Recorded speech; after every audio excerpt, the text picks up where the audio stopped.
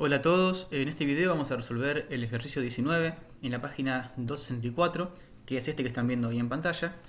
Y fíjense que para resolver este tipo de ejercicios necesitamos tener bien en claro, por un lado, qué significa tener un ángulo ubicado en posición normal y después cómo a través de ese ángulo podemos relacionarlo con puntos del plano, ¿sí? Entonces la idea es apelar a, bueno, justamente las relaciones trigonométricas. Pensar en triángulos rectángulos, por lo menos al principio, y después extender esas definiciones al resto del plano. Lo que sabemos es que si nos damos un punto AB que pertenece al lado terminal de un cierto ángulo alfa ubicado en posición normal, entonces con ese punto podemos construirnos un cierto triángulo rectángulo y en ese triángulo definir las relaciones trigonométricas para el ángulo alfa en cuestión, ¿sí? Sabemos que dadas las coordenadas del punto, que son A y B, esos van a ser los catetos de mi triángulo, y la hipotenusa va a ser esa longitud L, que es la distancia que hay entre el punto en cuestión y el origen de coordenadas, ¿sí? Entonces con este esquema podemos definir seno, coseno y tangente del ángulo alfa en términos de esas longitudes, o sea, en términos de las coordenadas AB del punto y la longitud L, que también depende del punto, ¿no? Porque es la distancia que hay de un punto a el origen. Entonces, con este esquema uno puede extender las definiciones dependiendo de cuánto valgan A y B, de las coordenadas del punto, ¿sí? Fíjense que si A y B cambian de signo, vamos a estar recorriendo distintos cuadrantes, ¿sí? En el primer cuadrante A y B son positivos, pero bueno, si estuviésemos mirando el segundo cuadrante, en ese caso veríamos que A es negativo y B es positivo, y luego jugando con los signos podemos ir recorriendo todo el plano y a cada uno de los ángulos que encontramos asociarles un seno, un coseno y una tangente, a pesar de que ya en esos casos, donde los ángulos son mayores que 90, no están directamente relacionados con triángulos rectángulos, ¿sí? Pero podemos hacer esta extensión y calcular las trigonométricas de esta manera, ¿bien? Entonces, ¿cómo hacemos para resolver este problema? Fíjense, buscamos un punto con coordenadas AB, que en principio no lo conocemos, pero tiene que ser tal que la tangente del ángulo, que tampoco lo conocemos ni nos interesa, valga el cociente B sobre A, ¿sí?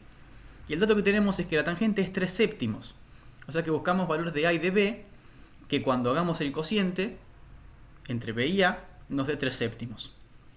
¿Cuál es la manera más sencilla, más obvia, te diría la trivial de resolver este problema? Bueno, simplemente asociando el 3 al número B y el 7 al número A, ¿sí?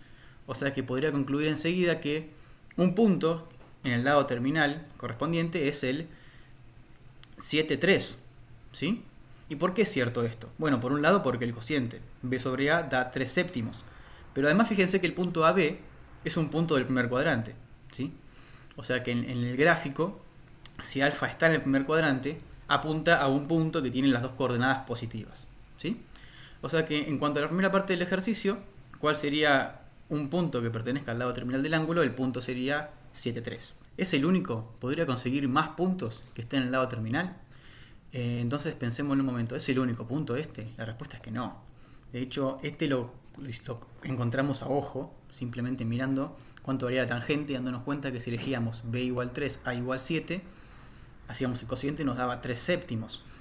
Pero existen otras muchas más combinaciones, incluso son infinitas, combinaciones de A y B, de manera que cuando hagamos el cociente también nos dé 3 séptimos. Es decir, algebraicamente, si se quiere, cualquier fracción equivalente al 3 séptimos nos va a estar dando distintos puntos, distintos valores para las coordenadas A y B. Por ejemplo, si yo al 3 séptimos multiplico arriba y abajo por 2, encuentro que una posibilidad podría haber sido elegir B igual 6, A igual 14. Si multiplicaba por 3, podría haber elegido B igual 9, A igual 21. Y así siguiendo, puedo encontrar infinitas posibilidades, incluso valores negativos. Si multiplico arriba y abajo por un número negativo, podría encontrar, por ejemplo, multiplicando por menos 1, que B igual menos 3, A igual menos 7, me sigue dando el mismo valor de la tangente, ¿sí? Pero fíjense que eso ya no tendría sentido en cuanto al problema geométrico, ¿sí?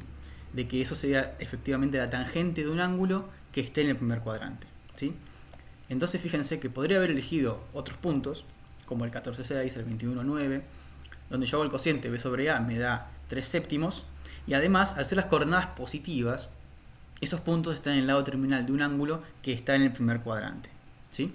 Ahora, si yo propusiera coordenadas negativas, si bien el cociente me sigue dando lo mismo, ahí estaríamos haciendo referencia a un ángulo que ya no está en el primer cuadrante, ¿sí? Sino que está en el tercer cuadrante. Por eso es que no pueden ser A y B igual a menos 7 menos 3, ¿sí? Esto sería hacerlo de manera algebraica, analítica, pero también lo podemos pensar gráficamente.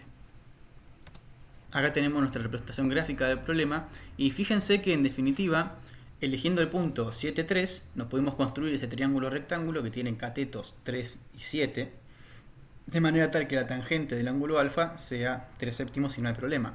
Ahora, si yo agrando o achico este triángulo de manera que los catetos se extiendan o se disminuyan de manera proporcional, lo que voy a estar logrando es muchos otros triángulos que son semejantes a este, o sea que la tangente del ángulo alfa sigue siendo la misma.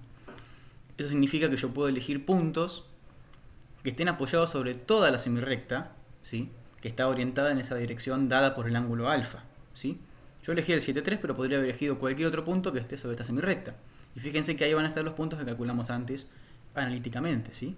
Por ejemplo, puedo extender el triángulo para un lado, para el otro, ¿sí? Y voy a ir marcando distintos puntos. Fíjense que los podemos marcar ahí, ¿sí? El 7,3 es uno de ellos, pero podría haber sido el 3, 1,3 también. O si voy hacia el otro lado, el que habíamos encontrado antes, que era 14,6. ¿Se acuerdan? Ese lo hicimos analítico. Para llegar de nuestro triángulo original a este otro triángulo que es semejante, mantiene el mismo ángulo alfa, lo único que hicimos fue multiplicar por 2 a los catetos. Y así siguiendo, puedo ir encontrando infinitos puntos que los dos, las coordenadas del punto tengan siempre valores positivos. Respecto al inciso B, ahora ya sabemos cuál es el punto en el lado terminal del ángulo alfa, o por lo menos tenemos uno de todos ellos, que es el 7,3. Y se nos pregunta cuánto valen el seno de alfa y el coseno de alfa. ¿Cómo hacemos para calcularlo? Vayamos a las definiciones, ¿sí? ¿Se acuerdan que al principio dijimos que podíamos definir seno, coseno y tangente de un ángulo en términos de las coordenadas de un punto en el lado terminal? En particular, si queremos calcular el seno y el coseno, ¿sí? Volvemos a nuestro dibujo y nos damos cuenta que el seno va a ir como la coordenada b sobre L, el coseno como la coordenada A sobre L, siendo L la distancia que hay de nuestro punto, del 7,3, al origen, que se calcula siendo la raíz cuadrada de la suma del cuadrado de cada uno de los catetos, en nuestro caso, ¿no? De cada una de las coordenadas. ¿Bien? Así que simplemente se trata de reemplazar, usando que A vale 7 y B vale 3, esa longitud L termina siendo la raíz de 58, y entonces el seno de alfa vale 3 sobre raíz de 58, el coseno de alfa vale 7 sobre raíz de 58.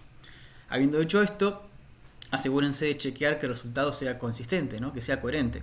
Si teníamos un ángulo alfa que estaba en el primer cuadrante, entonces el seno tiene que ser positivo, el coseno tiene que ser positivo y la tangente también. Así que nuestros resultados son coherentes con ese esquema.